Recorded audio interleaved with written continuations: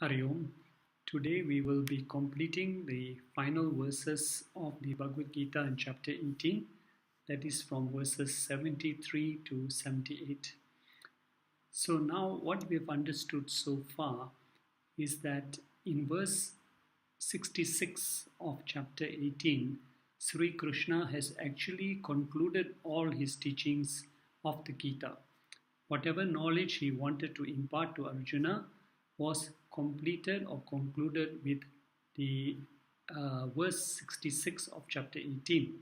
So the balance verses of chapter 18 are basically the Lord summarizing certain points of the Gita, about the student of the Gita, about the teacher of the Gita, and what is the benefit of this Gita knowledge. So now we have stopped until verse number 72 in chapter 18, verse 72 in the last video. Now let us carry on with verse number 73. Now in verse number 73, Arjuna speaks here, and he acknowledges to Sri Krishna that he has understood the teachings very clearly, and that he is what we call very agreeable to put that teachings into practice. So two most important things, that we must understand the teachings and we must not then waste the teachings. It is not just for academic knowledge. We must put these teachings into our daily life, into practice. So let us see what Arjuna says in verse number 73. He says, O Lord, moha, this delusion, because the Lord did ask in the previous verse 72 from Arjuna that, have you heard this with single-minded attention? So that's the first thing the Lord wants Arjuna to confirm. Have you heard this, whatever I have imparted to you? Number two, has your delusion or moha, this delusion or moha, has it been, which is born out of ignorance. So therefore, what we know from here is that whatever delusion means our wrong understanding of life, about the goal of human life, about what is the purpose of this human birth, that delusion is the result of ignorance, lack of spiritual knowledge.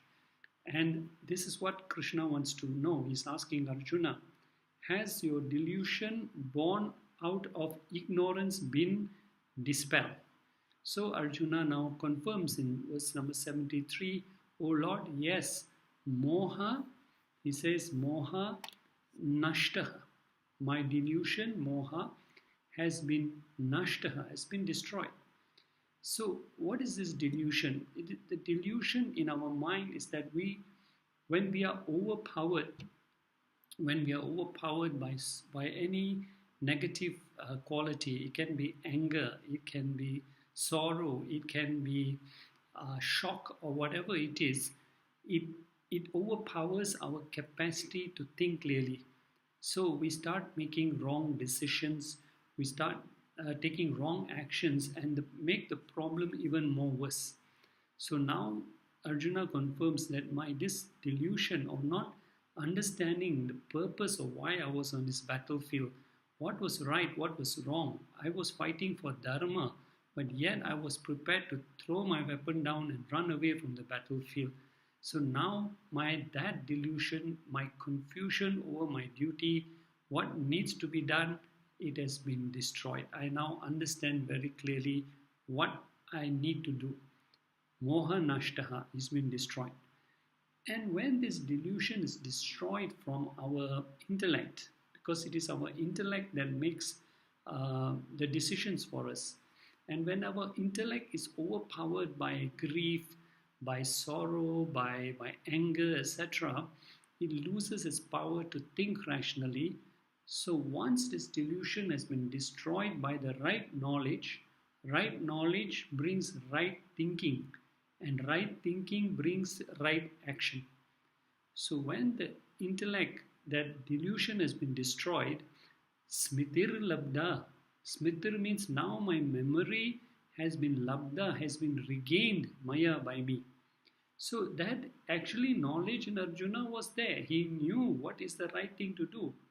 We normally know what is the right thing to do.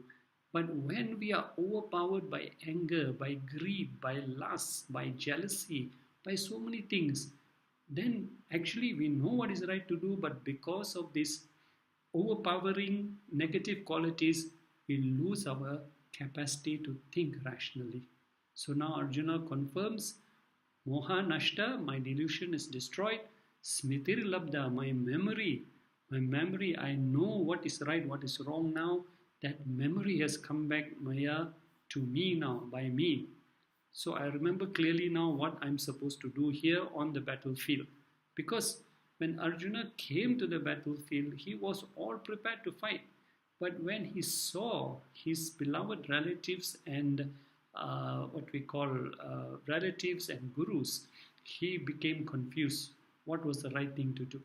Should I kill them? Should I run away from the battlefield? What should I do? And how has this, what we call moha, been destroyed? Arjuna says in this word, Tvat prasadat. Tvat, O Lord, by your prasada, by your grace, because of your teachings, because of the knowledge you've imparted to me. So by your grace, O Lord, I'm thankful that now my delusion has been removed, my memory has come back, I'm very clear, I know what to do. So, what should he do now? Then Arjuna is also stating, Stitaha asmi. Asmi, I, stitaha, I stand firm on my feet. So if you remember or you recall, in the very first chapter, Arjuna mentioned certain symptoms when he saw his beloved relatives and guru, and he realized that he had to kill them. He was overcome by weakness. He says, my skin is burning, my body is trembling, my knees are weak, and he had to actually sit down in his chariot because he felt overpowered by these emotions, and that affected him physically also. But now he says, Stitaha asmi, asmi, I stand, stitaha, I stand firm. I hold my Gandiva bow firmly in my hands. That same Gandiva bow which he had let it slip from his hands, now he picks it up, he knows what he needs to do. Gataha sandeha, my mind is free from all doubts. My mind is very clear, I know what to do. So both physically and mentally, Arjuna is prepared now, he knows what to do. And thus he declares to Krishna, Karishe, I shall follow Tava, your Vachanam, your instructions. So now I will follow exactly what you have taught me. I accept your teachings. They have cleared my confusion. They have taken away all my doubts. I'm physically strong, I'm mentally strong. I know what to do now. So this is the glory of the Gita knowledge. It removes our doubts, it removes our confusion. It makes us physically and mentally strong to take on all the challenges of life, because when all our doubts and confusion and all have been cleared, we know exactly what to do, what is the purpose of our life, what is the goal of human life.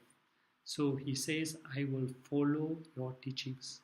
So Arjuna has heard, he has listened, he has reflected, he has accepted, and he is now ready to put that knowledge into practice. So now, in the next verse 74, so in verse 74 now, remember Arjuna is on the battlefield with Krishna, but now the scene moves back to the palace in Hastinapura, where Sanjaya is relating to the blind king Dhritarashtra what is happening in the battlefield. So now in verse number 74 all the way up to 78, the concluding verses are spoken of by Sanjaya, who is the charioteer for the blind king Dhritarashtra.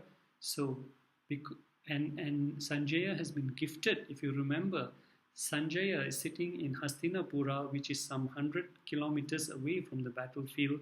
Sanjaya has been gifted by Ved Vyasa, Divya Drishti or divine sight. By sitting in Hastinapura, he can see exactly what is happening on the battlefield. And he's relating all this to the blind king Dhritarashtra.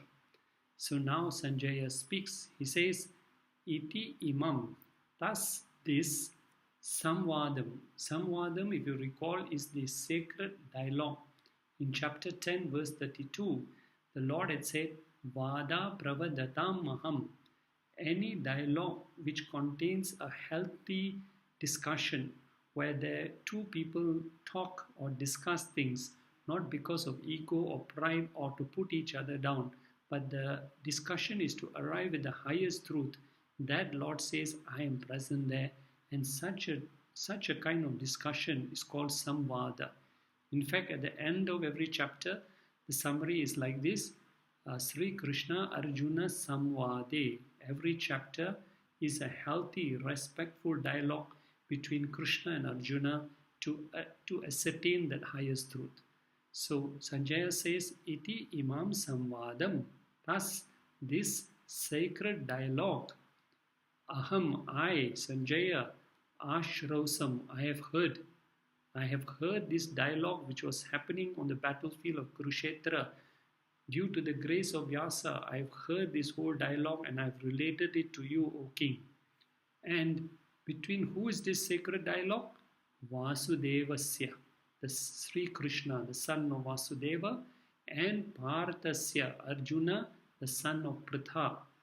Pritha is no other than Mother Kunti, so another name for her is Pritha, and Arjuna is called Parthasya, or son of Pritha. Pritha was the sister of Vasudeva, who was the father of Sri Krishna. So Arjuna here is also, he is addressed as Parthasya. He is also addressed here as Mahatmanaha, as a great soul. Why? Because Sanjaya says Arjuna has been so fortunate, he has been so blessed to receive these supreme teachings directly from Sri Krishna. So Sanjaya also has heard the same teachings and he's so overwhelmed with emotion, with so much of devotion. So he says, this dialogue is adbhutam, it's so wonderful, it is astonishing, it is so uplifting. I have no words to describe this dialogue. And as a result of hearing this, what we call dialogue between Krishna and Arjuna, Sanjaya says, Roma Harsham, my hair is standing on the end. It is a very uplifting experience. So Sanjaya is relating to the king what he is also going through. And then in verse number 75, he says he pays tribute. Sanjaya pays tribute, he pays homage. He says, due to Vyasa, due to the great sage Vyasa, prasadat, to the grace of Vyasa. Vyasa prasadat, due to the very grace of Vyasa who has blessed me with divya drishti, with this divine vision, that I am able to hear, I am able to see everything that is happening at the battlefield of Kurukshetra. So Sanjaya says, Aham Srutvan, I have heard Sakshat directly. So Sanjaya is saying, I have not heard this dialogue indirectly, but because of the grace of Vyasa, whatever Arjuna heard directly from Sri Krishna, I also heard that same dialogue, that same teachings directly from Sri Krishna. And what are these teachings? Imam Param Guhyam. Imam, this Param, most supreme Guhyam, secret. As you all know, chapter 9 was entitled Raja Vidya Raja Guhyam, the most supreme knowledge, the most supreme secret, because it is not available to everyone. So it is very subtle knowledge. Not everybody's mind is ready to receive such kind of knowledge, and that's why it is known as the supreme secret. So Vyasa is saying, I have heard this most supreme secret, Imam Param Guhyam. What is it? It is yoga. It is the yoga here means that supreme secret has got the power or the science of helping us to unite with the Supreme Being. Because yoga comes from the root word yuj, which means to unite our individual soul with the Supreme Soul. So powerful is this knowledge that it can give you total realization. And he says, he also mentions here that uh, what we call here in verse number 75 now, in verse number 75, he also mentions that this, what we call this dialogue that he has heard with the grace of Vyasa, he says, Krishna, the dialogue is directly from Sri Krishna. So it is not again indirect knowledge. He heard exactly what Arjuna heard, Sanjaya also heard. And who is Krishna? Yogeshwara. He is the Lord of Yoga. He is the master of Yoga. Yoga again here means not that sitting position where we do different exercises. Yoga means that power to unite. And Lord therefore is the master of Yoga. His teachings are so powerful that they help us to unite with him. And he says, Sanjaya says, I am so grateful, I am so fortunate that I have heard Swayam from this knowledge directly, Swayam from the Lord himself. Kathayata, speaking. So Sanjaya is very, very grateful that he also heard the same thing that Arjuna was hearing. Now in verse number 76. Now, Sanjaya has heard this. Can you imagine? He has heard directly that voice of Sri Krishna. Directly he has heard the teachings of Krishna. So you can understand he's in such an ecstatic, in such a uplifted mood, in such a devotional state now. So he addresses the blind king Dhritarashtra. He says, Rajan, O king Dhritarashtra, not only have I the good fortune of hearing directly from the Lord what Imam this Adbhutam, wonderful Samvadam, this wonderful dialogue between Keshava Arjuna, between Sri Krishna and Arjuna. And what is the glory of this dialogue? Is Punyam, it is sacred. And so this dialogue is just not an ordinary dialogue, it is a very sacred dialogue. And what else he says? He says, Samsmritya, Samsmritya. I am remembering and remembering again. I keep on recalling each and every word that Krishna has spoken. I cannot help but stop. I cannot stop to recall. I cannot help but keep on recalling this wonderful and sacred teachings of the Lord. And I'm so fortunate. I feel so blessed. I keep on recalling each and every nectar. Every word of Krishna is like nectar on my ears. And as a result, Rishyami Muhur Muhur, Rishyami, I rejoice, Muhur Muhur, again and again.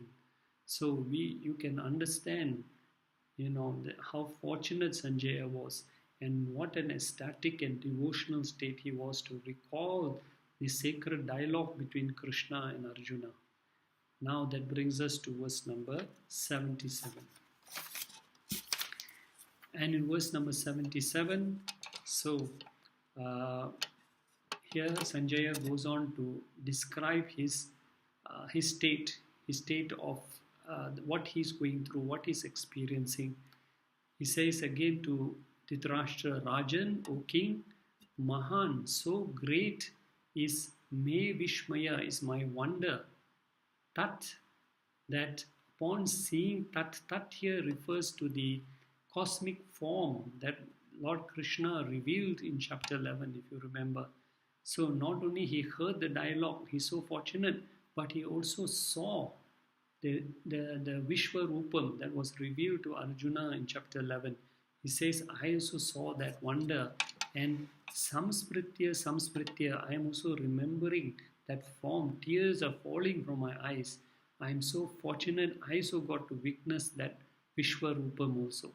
Because everything that was happening on the battlefield, Sanjaya was gifted by Vyasa to see and to hear everything that was happening there.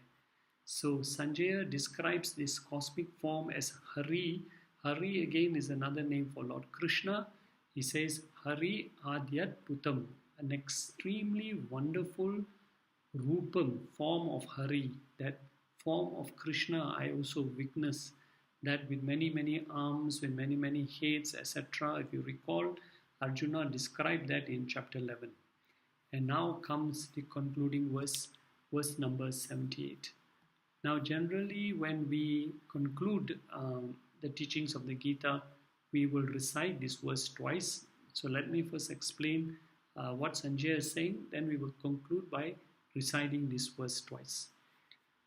So, now Sanjaya is giving the conclusion about this entire what we call dialogue between Krishna and Arjuna. Remember, the war is not over because this dialogue happened on the 10th day of the battle. What happened on the 10th day of the Mahabharata battle? Bhishma Pita fell on a bed of arrows which was shot by Arjuna. Arjuna shot a number of arrows and Bhishma Pita fell on this bed of arrows. Sanjay was so shocked he went back to relate the whole story to the blind king Dhritarashtra. So the war took 18 days. There were still 8 more days to go in the war. So now Sanjay is giving his conclusion about what he has heard and when he was given this Divya Drishti. So he says, now keep in mind the war is not over, so we do not actually know who won at that time.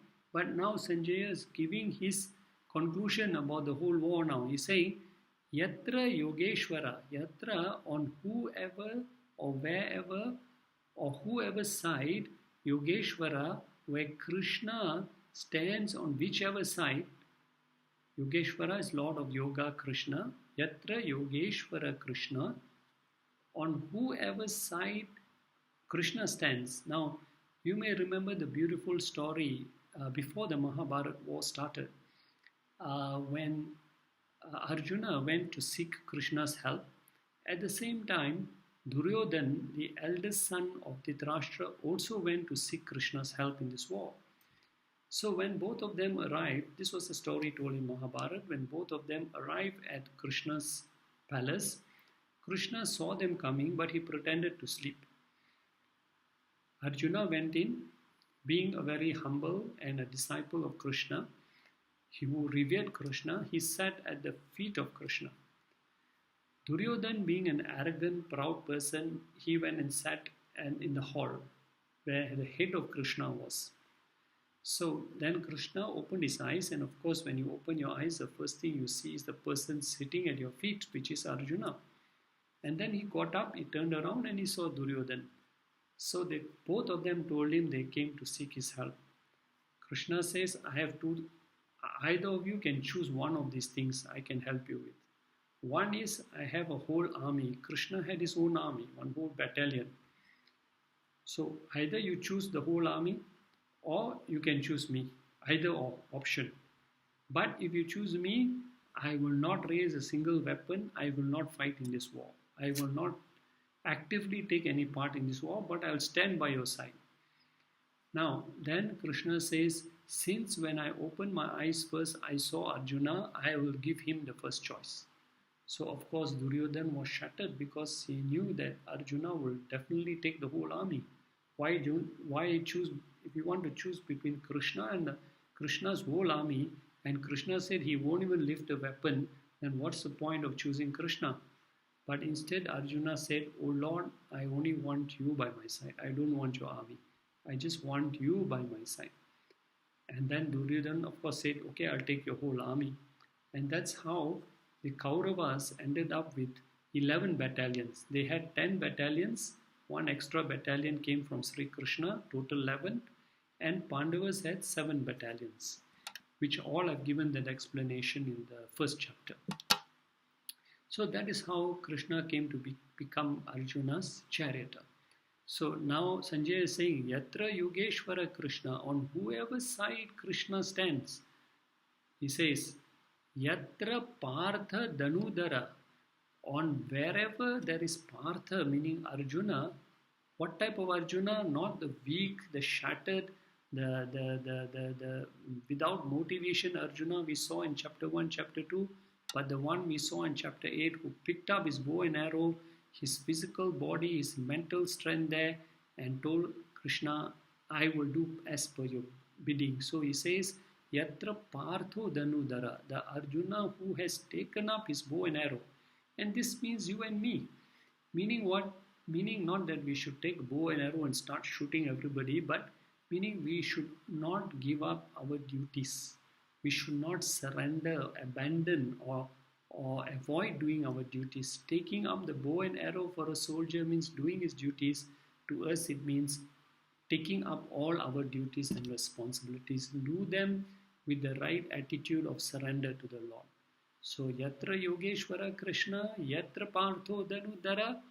What happens when Krishna is on that side, when Krishna is in our hearts, when Krishna is on our sides, and we also must play our part. Like they say, God helps those who help themselves.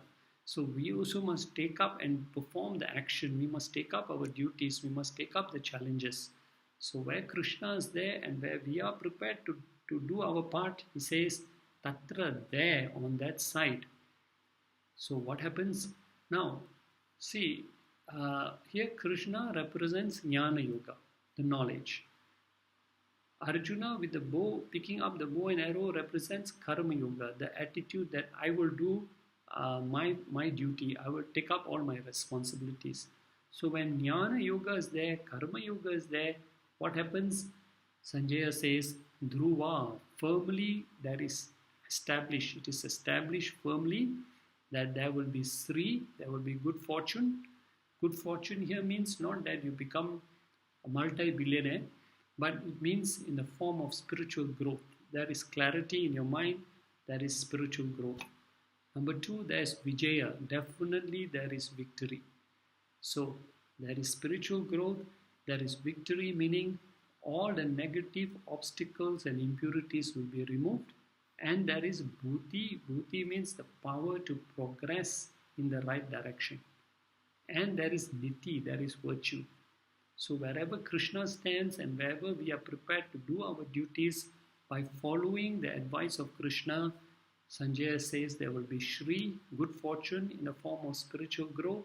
There is Vijaya, there's victory, meaning you will defeat all the negative obstacles and impurities in your mind.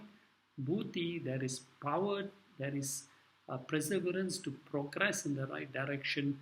There is Niti, there are virtues. You will follow all the good values, humility, compassion, love, kindness, and all that, respect. So non-violence, etc. So Niti, virtue. And Sanjaya concludes by saying, Mama Mati, this is my conviction. So telling Dhritarashtra that your sons, Krishna is not on their side. So they are going to lose this battle. They are doomed already. Even though the battle is not over, Sanjaya is giving the blind king his conclusion about the battle. And therefore he says it is the Pandavas, because Krishna is on their side, Arjuna is on their side, victory is also on their side. So he is trying to also warn the king, you better stop this battle, but now it is too late, because his son Duryodhan, Dhritarashtra's, the blind king's son Duryodhan, is very adamant to carry on till the end of this battle.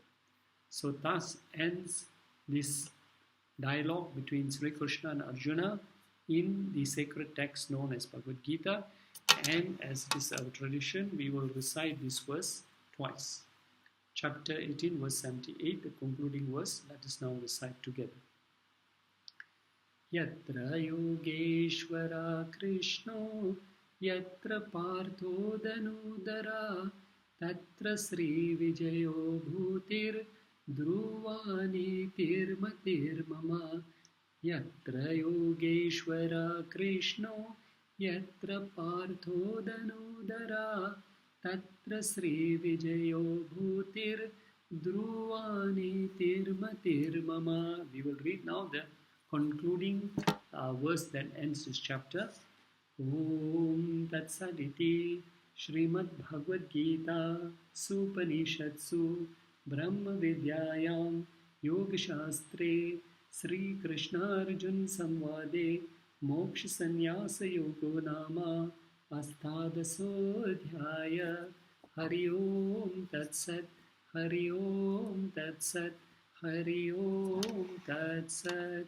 Sri Krishna Arpanam Astu Shubham Bhuyat Vasudeva Sutam Devam Kansa Chanuramardanam Devaki Paramanandam Krishnam Vande Jagadguru.